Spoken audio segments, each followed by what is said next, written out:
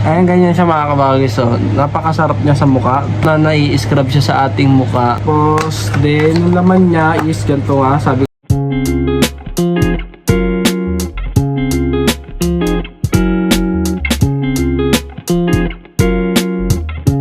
kabagis, welcome back dito sa aking YouTube channel. At ngayon may bago na naman tayong videos. Okay, sa video natin ngayon mga kabagis ay meron na naman akong video sa na-miss ko tong setup na nagre-review tayo dahil ang tagal natin hindi nakapag-review.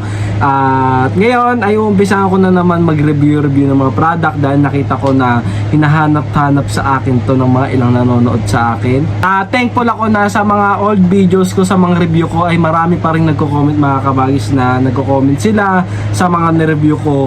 Ay napaka-thankful ko dahil na-appreciate nila yung mga ginagawa kong mga pagre-review. Tingin ko ito yung hinahanap sa akin ng mga viewers, kaya ipagpapatuloy natin itong pagre-review natin ng product. Ngayon meron akong i-share sa inyo mga kabagis, bagong bili to, hindi ko pa to nabubuksan at gusto ko rin i-share sa inyo to. At matagal ko na tong gustong subukan itong product na to. Actually matagal ko na rin siyang gustong gamitin nung kasagsagan ng kasikatan ng product na to. Pero ngayon ay nag-sale siya, murang-mura siya sa Shopee. Di ko alam kung sa Shopee ko siya binili o sa may TikTok. At napakamura ko lang siyang binili mga kabagis. Meron tayo ditong Nourishing Face and Boy Papaya Exfoliating. Picture niya mga kabagis. So yan, kung makikita nyo is papaya siya for all skin. Natural Papaya Nourishance Exfoliant Corporate.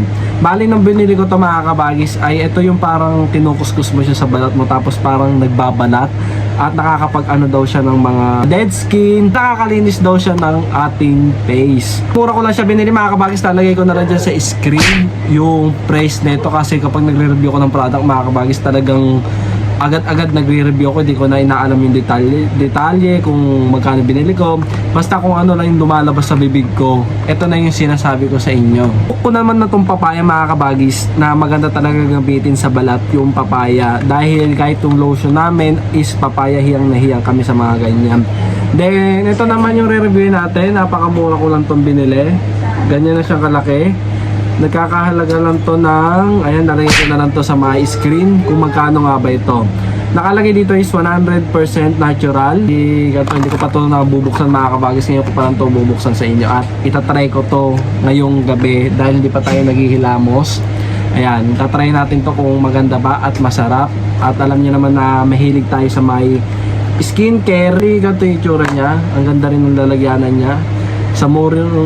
Sa murang halaga is hindi makakalain na makakabili ka ng gantong skincare. Yung itsura niya mga kabagis, ayan, para siyang ano, diba? Para siyang lotion. Tapos nakalagay siya dito sa may packaging niya.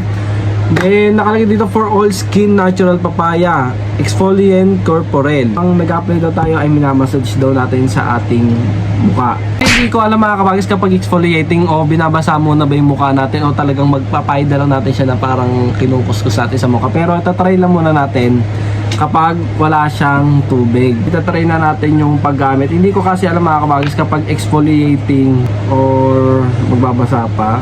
Kasi nga first time ko lang gagamit nitong exfoliating na papaya.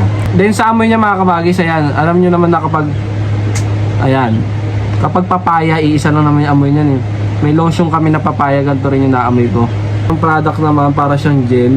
Yan, oops, yan, nalaglag. Ang ano niya, gel nga siya, para siyang gel. Siya, nakita niyo naman, diba, tuloy-tuloy. Napaka-smooth niya, para siyang ano, yung texture niya mga kabagis, para siyang aloe vera. Ganun yung kanyang texture.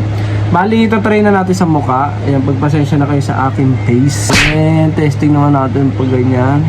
Ayan, oh. Nagaganyan siya mga kabagis, oh. Parang siyang may scrub sa mukha. Ayan, oh, nakita nyo. Ganyan, di ba, pag exfoliating, parang ano, kumbaga sa ano, parang nagtatanggal ka ng balat. Ganyan yung gagawin natin. Total, dito pa tayo naghihilamos. Ano yung gagamitin natin pang tanggal ng ano, kinis natin sa mukha. Ayun, ganyan yung ano niya mga kabagis, oh. Para siyang nag-ano, namumuo na nagiging scrub sa ating mukha. Papay dati sa ating buong mukha. Napakasarap niya gamitin, tapos ang bango-bango pag gamitin.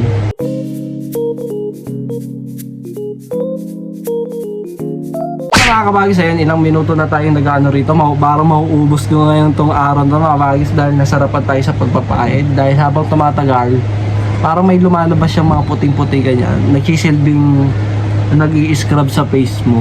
Di ba mga ganun pag exfoliating? Sa akin mga kabagis, ay nakapaghilamos na tayo. Bali, pinatagal ko siya. Nasarapan ako sa pagkaplay mga kabagis. Halos maubos natin eh. Pisang-pisa eh. Sabi ko dito mga kabagis, nasarapan ako sa paggamit. Alambot niya sa mukha. Kapag exfoliating talaga yung ginamit natin na product, talagang mawawala yung dead skin sa ating face. Malilinis talaga yung ating mukha ng gusto. Kaya ayun na yung sinare ko sa inyo mga kabagis. Maraming salamat po sa panonood ng ating video. Kita tayo sa next videos.